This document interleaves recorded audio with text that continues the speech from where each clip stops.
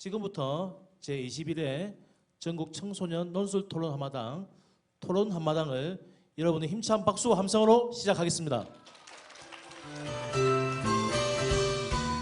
지난 1월부터 기획위원회 모임을 총 10여 회에서 진행해서 행사의 전체 흐름을 잡았습니다.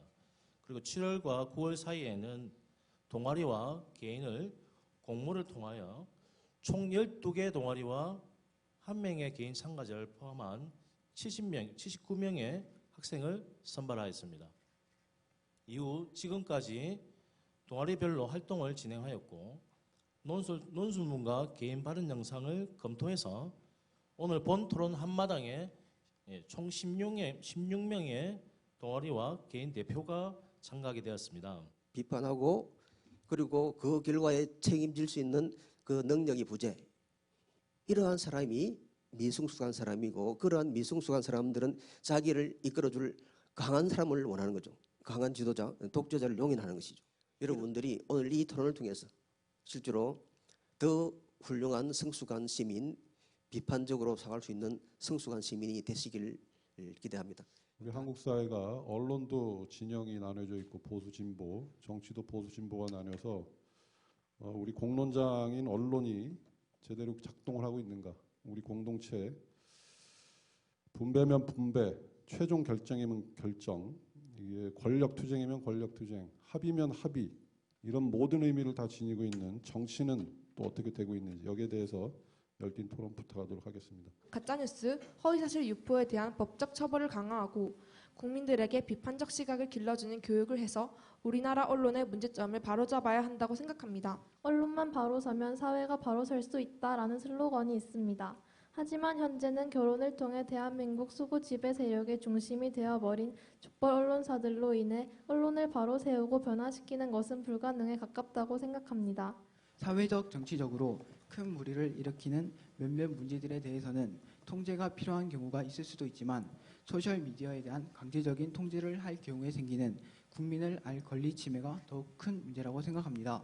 많은 매체들이 생겨났고 쌍방향 소통이 가능한 지금 이 시대에서 많은 이야기들이 생겨나고 퍼지고 사라집니다. 우리는 이러한 매체에 휘둘리지 않고 정부에도 비판적으로 수용할 수 있는 힘을 기르는 것이 중요하다 생각합니다. 여러분들도 소주제 문에서 읽었다시피 통신품위법 230조는 90년대에 제정된 법입니다.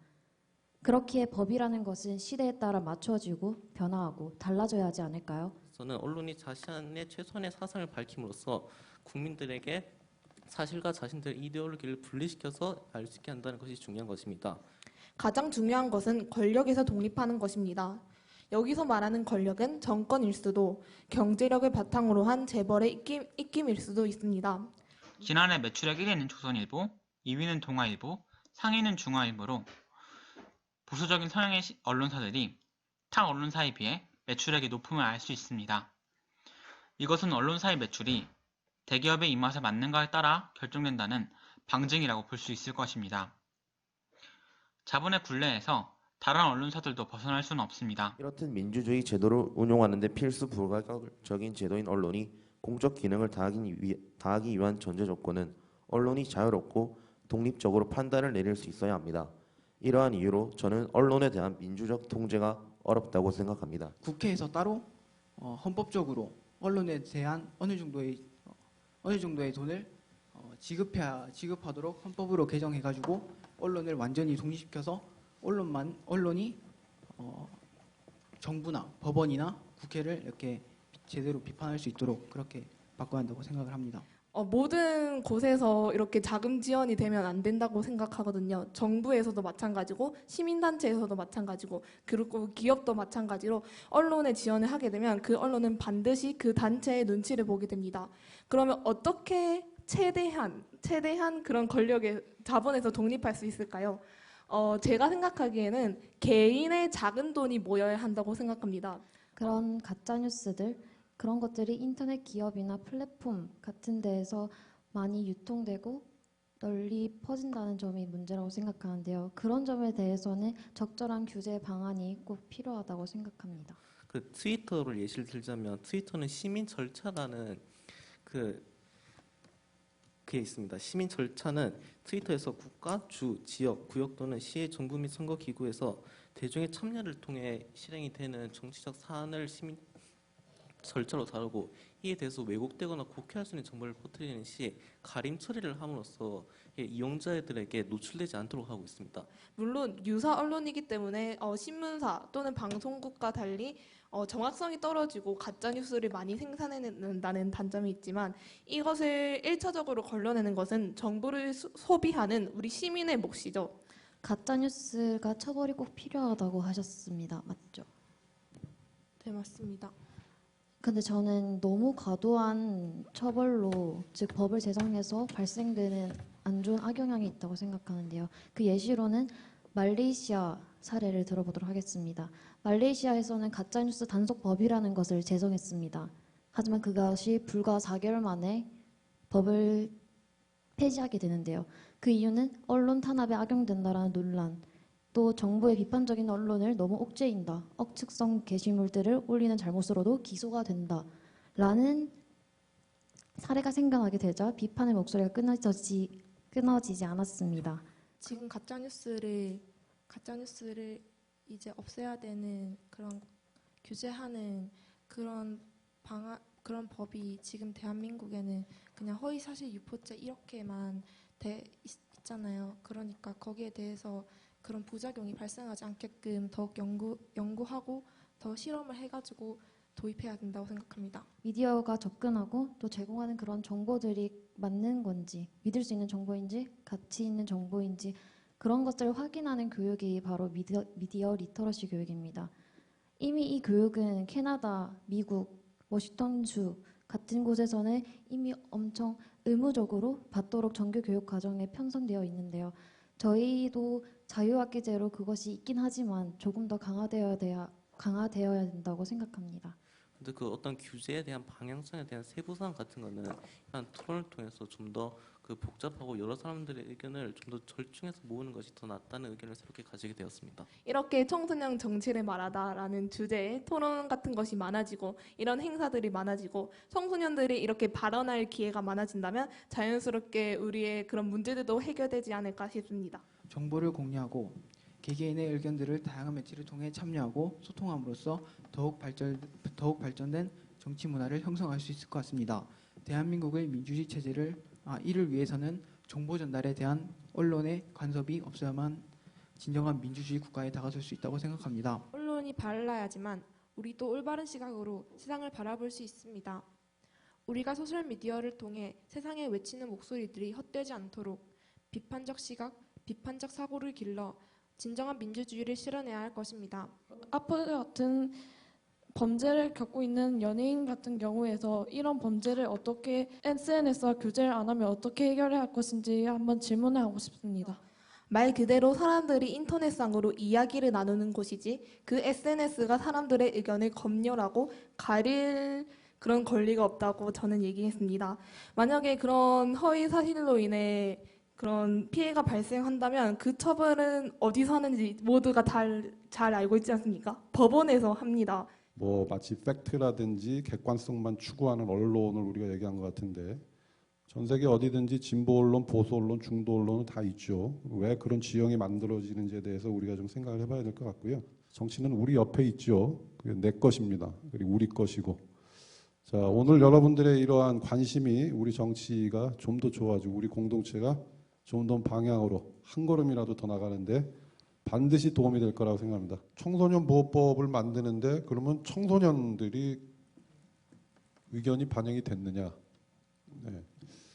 뭐 완전히 됐다고 보기 어렵죠. 그런 측면에서 이 청소년 보호법 얘기를 오늘 주제로 선정했다고 들었습니다. 어린 나이일수록 충분히 교화가 될 수 있기에 교육을 통해 그 아이를 바꾸어 놓고 단 한 명의 피해자라도 더 나오지 않기 위해 사전 예방을 철저히 해야 한다고 생각합니다. 처벌이 과연 재범의 방지 효과가 있는가는 모두가 생각해 보아야 할 문제입니다. 일본과 같은 청소년 책임제를 실시하거나 정맥 결제 등의 해결책을 실시하여 이 법의 개정이 필요하다고 생각합니다. 그러므로 저는 청소년 보호법 개정을 해야 한다고 생각합니다. 통계청의 자료에 따르면 2015년 소년 범죄 중 절도는 1946건이 발생한 반면 살인은 6건, 강도는 140건에 해당했다고 합니다. 이는 청소년범이 저지르는 흉악 범죄의 비율이 현저히 낮다는 것을 보여줍니다. 몇 가지 청소년 흉악 범죄가 일어났다고 해서 청소년범 처우의 기본적인 체계를 바꾸는 것은 아직 이르며 단순히 영상 교육과 같은 간접 교육보다는 학생들이 정말 경각심을 가질 수 있도록 하는 실습이나 직접 교육이 도입되어야 범죄를 예방할 수 있다고 생각합니다. 이 법들이 과거에 개정되고 시행되기 시작한 만큼 이 법들에는 허점이 있을 수밖에 없고 이러한 허점을 파고드는 몇몇 소년범들에게 문제가 있다고 생각합니다. 따라서 현재 저는 폐지가 아닌 허점을 보완하는 등의 개정이 절실하다고 생각합니다. 저는 소년법이 오히려 청소년 범죄를 부추긴다고 생각합니다. 이미 사회는 발전되었고 국가가 교육적으로 학력을 높이려고 힘쓰고 있으며 다양한 매체를 통해 정보를 접하는 정보 사회에서 청소년이 어리다는 이유로 흉악 범죄를 처벌하지 않는다는 것은 있을 수 없는 일입니다. 제가 생각하는 청소년 범죄 두 가지 원인은 빈부격차하고 이제 학생들과 선생님의 소통 부족이라고 저는 저는 생각합니다. 청소년과의 소통 문제는 청소년 위원들로만 이루어진 청소년 위원회를 통하여 비밀과 권익을 보조하면 될 것입니다. 비밀이 어떻게 유지될 수 있을까요? 청소년들 사이에서는 학폭위만 해도 비밀로 진행된다고 하지만 학교 내에서 이미 소문이 퍼져 있는 상태인 경우가 많습니다. 먼저 두 가지 가능성을 고려를 해볼 수 있습니다. 먼저 청소년 위원들이 비밀을 퍼뜨리는 경우가 있겠죠. 그럴 정도로 책임감이 없는 사람들이라면 청소년 위원을 애초부터 하지 않을 가능성이 높습니다. 그리고 두 번째 가능성은 그냥 다 위원회가 조사를 시작하기도 전에 이미 다 퍼져 있을 가능성이 높은데 그 부분에 대해서는 제가 생각을 잘 안 해본 것 같습니다. 다음에 다시 말씀드리도록 하겠습니다. 만약에 소년범들의 이제 강한 처벌을 내리게 된다면 우리나라의 미래를 책임질 청소년들이 사회로 돌아가지 못하게 할 뿐더러 반항심을 증가시키는 요인이 될 것이라고 생각합니다. 그럼 이는 오히려 재범률을 높일 것이라고 생각합니다. 실수라고 할 수도 없는 범죄지만 다시금 기회를 받고 싶은 학생들이 있을 수도 있어요. 하지만 정말로 중범죄를 저질러 놓고 아무런 죄책감도 느끼지 못하는 학생들에게는 그런 자비를 베풀어줄 필요가 없다고 생각합니다. 그렇다면 교화를 통해서 범죄는 해결할 수 없다고 생각하시는 겁니까? 해결할 수 있습니다. 다만 이 법의 문제점이 적용 대상의 문제라고 생각합니다. 피해자에 대한 어떠한 보호도 없습니다. 피해자의 보호는 국가 차원에서 전문 심리 상담사라든지 그 국가 기관을 붙여서 장기적인 교육을 실시하면 이제 피해자에게도 도움이 될 수 있다고 저는 생각합니다. 2012년에 학교 폭력 같은 범죄 예방 대책으로 학교 전담 경찰관 제도를 운영하고 있었으나 1인이 담당하고 있는 학교 수가 많고 보호관찰 청소년 대상자 중 재학생이 차지하는 비율이 상당수로 이들에 대한 적극적인 개입을 통해 재범 방지를 위해 학교 전담 보호관찰관 제도의 도입이 절실하다고 생각합니다. 청소년이 쉽게 저지를 수 있는 범죄 같은 경우에는 교화가 우선이 되어야겠지만 살인이나 살인 미수 등 좀 강력한 범죄에 있어서는 교화가 아무리 잘 교화된다 하더라도 그게 아무 소용이 없을 것 같습니다. 지역에 따라 정신보건센터, 약물중독관리센터, 청소년 상담복지센터 등 여러 기관들이 통합 네트워크를 형성하고 실행위원과 전문위원으로 위촉하여 위기 청소년의 안정적인 정착을 도모하고 있지만 아직도 실질적인 운영에는 한계가 있다고 생각합니다. 따라서 이러한 기관들이 더 발전해서 여러 범죄를 예방해야 한다고 생각합니다. 2019년 12월 23일 인천광역시 연수구 송도 국제도시의 모아파트 103동 28층 계단에서 2005년생인 김태균과 김동아라는 사람이 집단 성폭행을 하는 사건이 있었습니다. 여기서 저는 고의성이 드러난다고 생각합니다. 그런 사건에 대해서 피해자가 엄청 안타까운 사실은 저도 인정하는 바입니다. 하지만 이제 이러한 피해자를 한 명 더 만들지 않기 위해서 저는 교육을 하자는 입장인데요. 청소년 보호법이나 소년법을 만드는데 청소년들의 이해관계가 정치인들을 통해서 우리를 대변하는 국회의원들을 통해서 반영이 돼야 된다. 아니면 우리는 아직까지 좀 더 교육을 받아야 되는 청소년이기 때문에 그냥 위임을 해야 된다.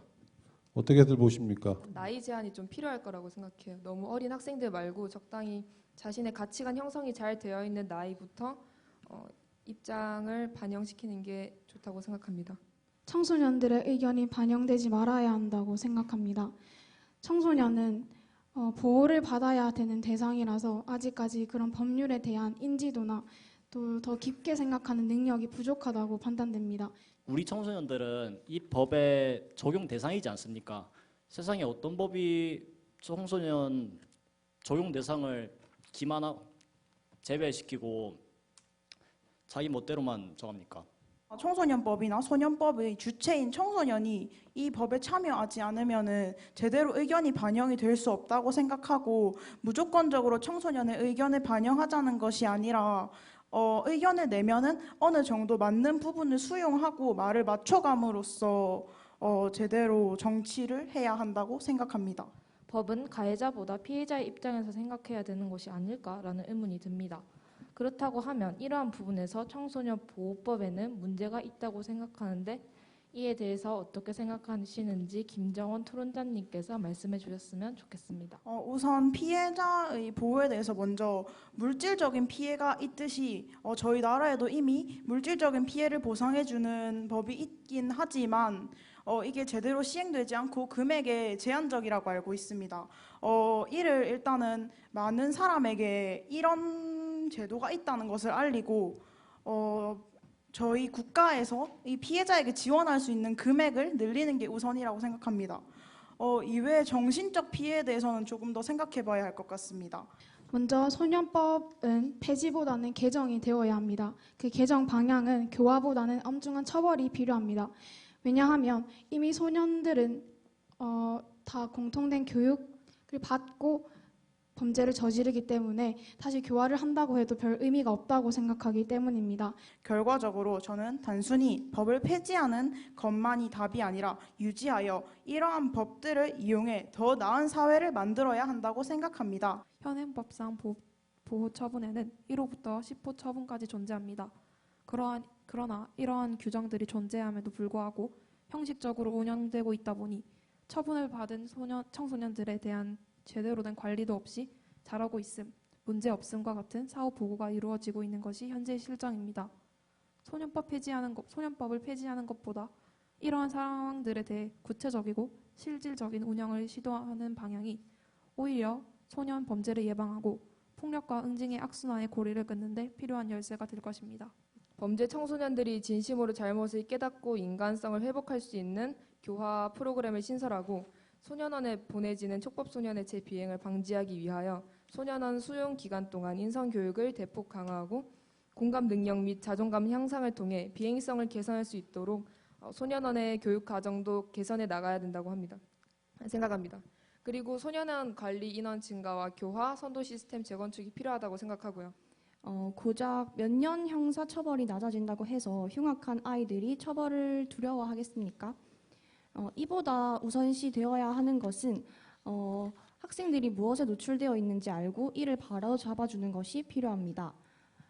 종신형으로 가두지 않는 한 처벌 강화를 통해 얻을 수 있는 실질적인 이득은 없습니다. 사람을 변하게 하는 것은 오로지 교육만이 정답이라고 생각합니다. 여러분들이 오늘 이렇게 토론하시고 얘기한 것도 청소년 보호법이나 소년법에 대해서 여러분들의 정치적인 참여가 있는 것이죠. 네, 그래서 그렇게 의미를 찾으면 될 것 같고요. 정치가 무엇인가 아까도 읽어드렸는데 두 분이 이 스티커를 또 밖에다 또 붙였어요. 이 그들만의 리그다. 패권 싸움이다.